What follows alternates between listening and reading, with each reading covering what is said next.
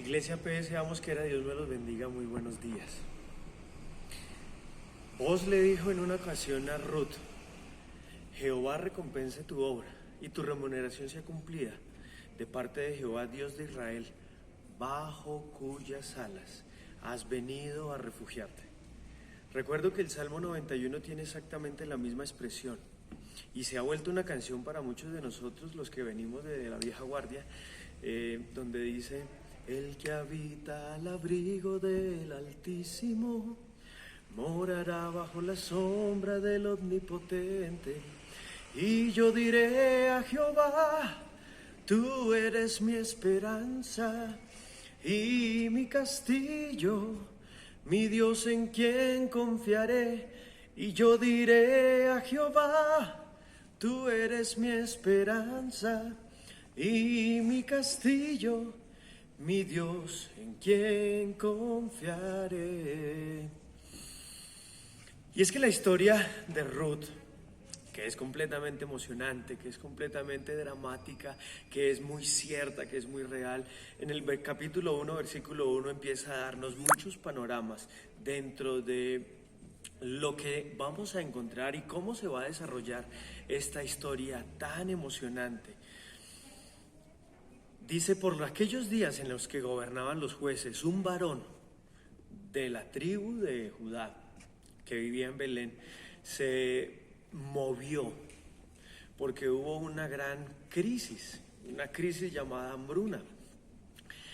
Pero quiero que usted y yo hagamos un análisis de varias ironías que suceden a la luz del texto. Número 1, dice: un varón de la casa de Belén. Belén significa la casa de pan, pero en la casa del pan la ironía es que no había pan. Número 2, Elimelech significa Dios es mi rey, pero algo que el texto nos está mostrando o que nos deja interpretar con mucha facilidad es que el corazón de Elimelech no era gobernado por el Señor. También nos habla del nombre de su esposa, que es Noemí, que significa placentera o dichosa. Pero otra ironía que vemos en este mismo nombre es que su dicha y su placer descansaba no solo en las personas que tenía a su alrededor, sino también en las posesiones que habían alcanzado. Por eso es que al final del capítulo 1 ella dice: no me llamen Noemí, llámenme amargura, porque eso en lo que ella encontraba su placer, pues ya no estaba, ya lo había perdido. Y hay varias cosas que podríamos hacer o podríamos seguir enfocándonos y seguir evaluando y revisando a la luz de estos contextos. ¿Qué tal si nos fijamos por un momento en Elimelech? Elimelech encontró una crisis terrible en la ciudad y empezó a calcular que quedarse ahí era peor que moverse. Pero eso no fue lo que pasó, porque huyéndole a la muerte bajo el hambre, bajo el peor de las pandemias en la tierra, que es el hambre, le huía a la muerte, pero fue lo que encontró en Moab. Ahora, si tú lees Deuteronomio capítulo 23, versículo 3, te vas a dar cuenta de que los amonitas y los moabitas no solo eran extranjeros para el Señor, sino que eran un pueblo que Dios había condenado y había dicho: no se junten con ellos, no hagan relación con ellos, en lo más mínimo, ni siquiera se casen, ni siquiera sean amigos. Es preferible que sean amigos de los egipcios, aunque ellos los hicieron a ustedes esclavos, pero yo les permito la amistad con los egipcios más que con los moabitas o los amonitas. En este caso, la Biblia repite en cada capítulo muchas veces la expresión Ruth la moabita, porque está empezando a distinguir y casi que están intentando ser o reconocer en ella un pueblo que Dios no aprueba, un pueblo que Dios no le agrada que tú seas amigo de ellos. Pero Elimelech, dentro de su contexto, pareciera que hubiera puesto su perspectiva en que allí hay más oportunidad, allí como que hay más rendimiento económico.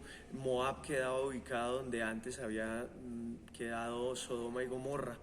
Entonces también era un lugar próspero, pero también era un lugar de pecado. ¿Cómo es que al moverte tú tomas esas decisiones? recuerdo yo con facilidad decirle a varias personas: ¿cuánto estás involucrando en oración para tomar tu decisión? ¿Dios sí está dirigiendo tus pasos? Si tú vas a encontrar una crisis como la hambruna que encontró Elimelech y Noemí, yo quiero que antes de pensar en cuál panorama te da mayor y mejor perspectiva, pienses que el movimiento, antes de ser físico, tiene que ser espiritual. Porque cada prueba Dios la usa para examinar el corazón, para evaluar la conducta profunda. Vamos a Noemí. Ya les dije que el nombre Noemí significa dichosa y placentera, pero en menos de un capítulo nos está contando que ella solita dice: ya no me llamen dichosa o placentera, llámenme amargura.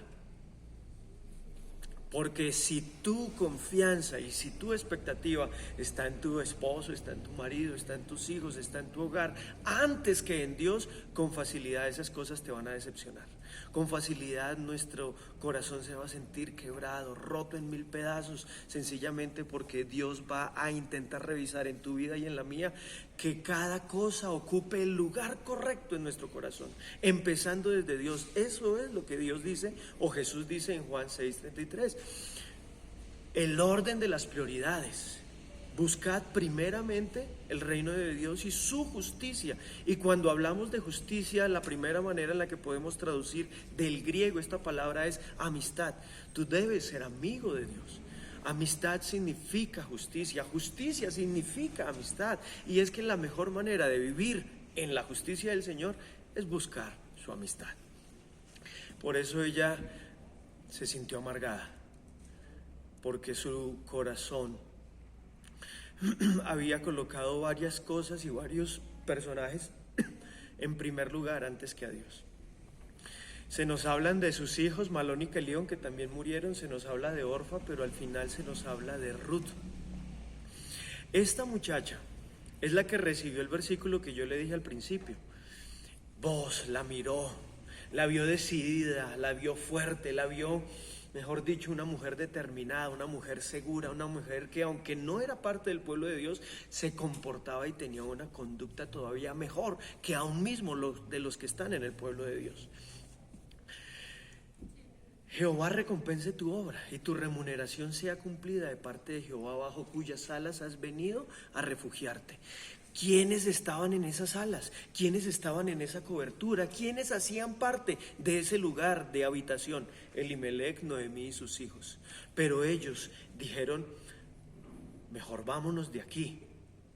Y buscando salvarse, perdieron. Buscando ganar, no les fue mejor.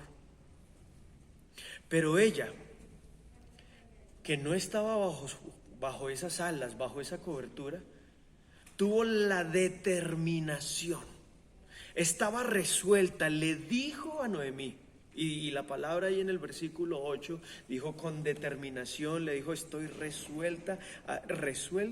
Ruth le dijo a Noemí: donde tú vivas, viviré yo, tu pueblo será mi pueblo, tu Dios será mi Dios, donde tú estés yo estaré, donde tú mueras yo moriré.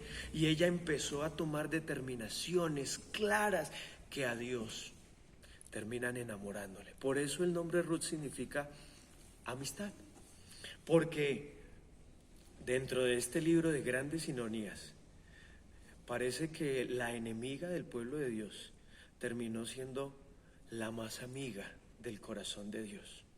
Hoy, mi querido hermano y mi querida hermana, lo primero que debo decirte es: no te salgas de la cobertura del Señor. No te salgas de su abrigo, no te salgas de sus alas, no te salgas de su cuidado. No te salgas de lo que Dios ha decidido,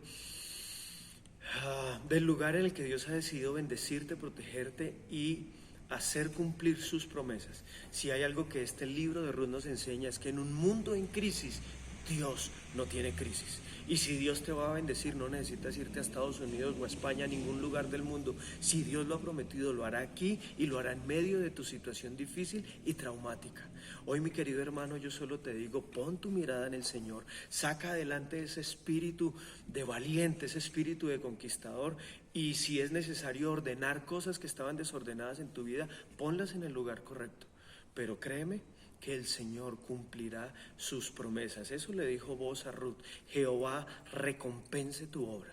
Y si tu obra está bien, y si tu obra está en el lugar correcto, que son 3 cosas que vale la pena también, las dejo como puntos suspensivos para un siguiente devocional: el lugar correcto, con las personas correctas, haciendo lo correcto. ¿Cómo entra el pecado al corazón de nuestros queridos jóvenes? Primero, porque empiezan a tener malas amistades, las personas incorrectas, y las personas incorrectas te van a llevar a lugares incorrectos, y eso te va a llevar a un tercer lugar: personas incorrectas que te llevan a lugares incorrectos, que terminas haciendo lo que no debes hacer.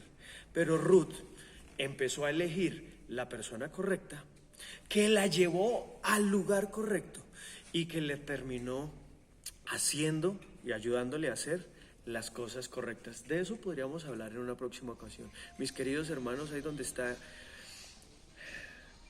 dele gracias a Dios. Señor, hoy queremos agradecerte porque tus palabras se han puesto a prueba durante generaciones y ninguna ha fallado, ninguna ha quedado mal, todas se han cumplido y son completamente verdaderas. Podemos descansar en tus promesas, podemos confiar, al igual que lo hizo Ruth, Señor.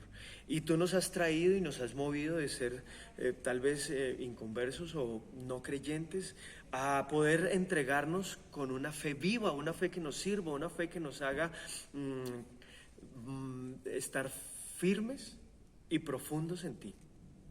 Que cada uno de mis hermanos allí, en la situación que está atravesando, que está viviendo, pueda venir bajo el abrigo, bajo el lugar correcto, que no se salga de tu protección, porque solo tú eres nuestro ayudador. Así como nos has querido guardar bajo tus plumas, bajo tus alas, hoy, Señor, te damos gracias porque eres nuestra cobertura. A ti sea la gloria y la honra por los siglos de los siglos. Amén y amén. Dios me lo bendiga.